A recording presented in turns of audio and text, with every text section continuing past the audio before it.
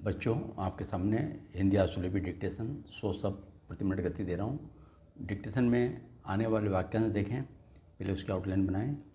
संयुक्त अधिवेशन, स को घेरा कर दें, अंग को घेरा करें, संयुक्त, और स व निकाल दें बाहर, संयुक्त अधिवेशन। अपने भाषण में, ये अपने और भाषण पढ़ा करके में लगा दें। हाँ, अपने भाषण में। आंतरिक मामलों में, न को डबल करें, आंतरिक मामलों में।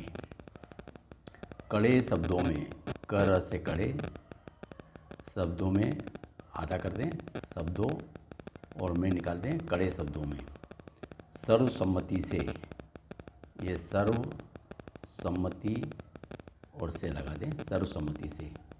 अनुचित कार्रवाई, अनु च को आधा करें, कार्रवाई, अनुचित कार्रवाई। जम्मू कश्मीर, जम और सर, कश्मीर के लिए सर लगा दें। जन प्रतिनिधि संस्था, ज से जन, प्रतिनिधि संस्था, जन प्रतिनिधि संस्था, बीच में काट दें इसको, जन प्रतिनिधि संस्था। इस दृष्टि से, इस और दृष्टि से, बहुत बढ़िया आउटलाइन है। सर्वसम्मत प्रस्ताव, सर्वसम्मत और एसटी लूप लगा दें, एसटी लूप लगाएं प्रस्ताव के लिए। दृढ़ता के साथ, दृढ़ता के साथ, ये कटा हुआ था। अभिन्न अंग, ये अभिन्न, और अंग के लिए अंग लगा दें यहाँ, अभिन्न अंग। मुकाबला किया जाएगा, मुकाबला शब्द चिन्ह है, बिल्कुल मुकाबला का, मुकाबला किया जाएगा। सावधान करने के लिए, स व से सावधान, और करने के लिए डिजाइनिंग करके ल लगा दें, सावधान करने के लिए। राष्ट्रपति का अभिभाषण, ये राष्ट्रपति का अभिभाषण पढ़ा करते हैं, राष्ट्रपति का अभिभाषण। दखलंदाजी, दखलंदाजी। देश की जनता, लाइन को टच करके, देश की जन को आधा कर दें, देश की जनता। प्रकट करने वाला, प्र का को आधा कर दें, करने वाला, प्रकट करने वाला। ऐतिहासिक दस्तावेज, ऐतिहासिक दस्तावेज, ऐतिहासिक दस्तावेज। आगे देखें, कर सकता हैं, कर सकते हैं, कर सकते हैं। देश के साथ, देश के साथ। मैत्रीपूर्ण व्यवहार, म को डबल कर दें, मैत्री, और ये पूर्ण करके व्यय से काट दें इसको, व्यवहार। सहन कर सकता है, सहन कर सकता है। आशा की जानी चाहिए, आशा की जानी चाहिए। तो बच्चों, ये वो डिक्टेशन में जो आ रहे हैं वाक्यांश, उसकी मैंने आपको आउटलाइन बनाई। अब इसको 100 शब्द प्रति मिनट गति से आप लिखेंगे ताकि आसानी से आप लिख सकें। Yes, start. राष्ट्रपति ने 21 फरवरी को संसद के संयुक्त अधिवेशन में अपने अभिभाषण में पाकिस्तान की भारत के आंतरिक मामलों में दखलंदाजी के खिलाफ कड़े शब्दों में चेतावनी देकर भारत सरकार की प्रतिबद्धता का संकेत दिया था। उसके तत्काल बाद ही संसद ने सर्वसम्मति से पाकिस्तान को चेतावनी दी है कि समूचा देश पाकिस्तान की इन अनुचित कार्रवाइयों के बर्दाश्त नहीं करेगा। सन 1948 में आक्रमण करके हत्याए गए जम्मू कश्मीर के बड़े भूभाग को पाकिस्तानी कब्जे से मुक्त कराएगा। संसद इस देश की सर्वोच्च जनप्रतिनिधि संस्था है और उसका संकल्प भारतीय जनता का संकल्प है।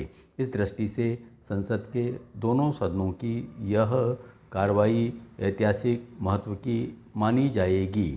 संसद में पारित सर्वसम्मत प्रस्ताव में दृढ़ता के साथ कहा गया है, जम्मू कश्मीर भारत का अभिन्न अंग है और रहेगा। इसको भारत से विलग करने की किसी भी कार्रवाई का दृढ़ता के साथ मुकाबला किया जाएगा। भारत में उसकी एकता के खिलाफ तथा उसकी सार्वभौमिकता के खिलाफ षड्यंत्रों का मुकाबला करने की क्षमता है। संसद का यह संकल्प पाकिस्तान को सावधान करने के लिए पर्याप्त है। इस संकल्प के पीछे प्रबल जनमत है।